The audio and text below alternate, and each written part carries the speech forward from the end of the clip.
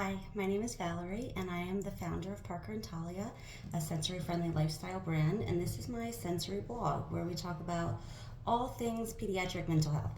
So today I want to talk a little bit about mental health warning signs. Recently, I heard a really devastating story about a child that killed 4 students in a school shooting, and his parents are the first parents to be accused of manslaughter. And this just made me think a lot about the warning signs. They said that the child had exhibited several cries for help within his drawings and writings, and his mental health was just ignored and left untreated. And now this devastating crisis has happened. So for me, I started noticing signs in my child's mental health at age 3. Now, most people would say that that's really early, and I agree.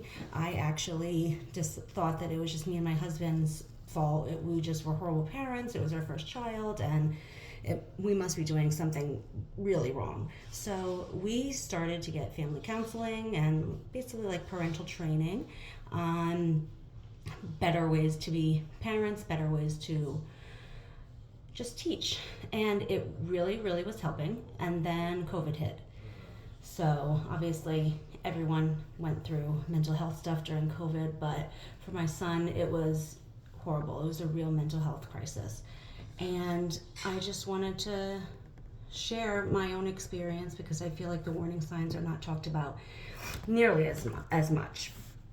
So some things to look for, which does not mean that your child has any mental health issues. Just, if it's a red flag to you, if it seems troublesome, if it's affecting the daily lives of your family and your child, then it might be something to explore a little more. So the first thing is tantrums. Tantrums are normal. Every kid has tantrums. But if your child is throwing excessive tantrums all the time, crying all the time, upset all the time, then maybe just keep an eye on that. If your child talks about fears and worries, then definitely explore that some more. Talk to your child, ask them why they're feeling that way, and then you'll know kind of where to go from there.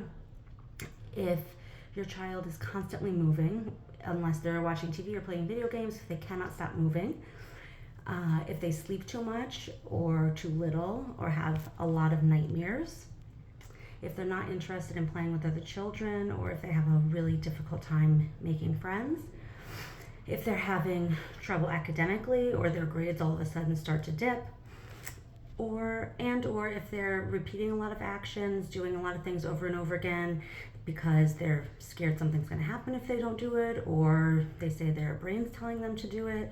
These are all just some red flags to think about. Ultimately, as a parent, you have to trust your gut. I live in New York City, and people always say, if you see something, say something, and I think that applies here.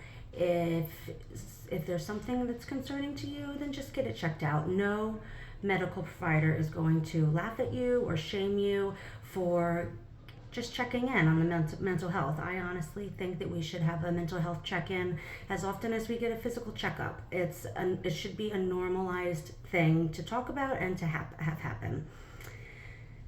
And just one last word of encouragement for parents that are in the thick of it and going through it right now. You're not alone. There's a lot of resources and support out there for you. I have a Facebook group called Parents of Neurodivergent Kids, where we share resources, whether it's for doctors or IEP questions or just to vent to somebody. It really takes a community, and we all need each other. And whether it's through me and my group or another group that you feel more comfortable with, I encourage you to not go through this alone. Thank you.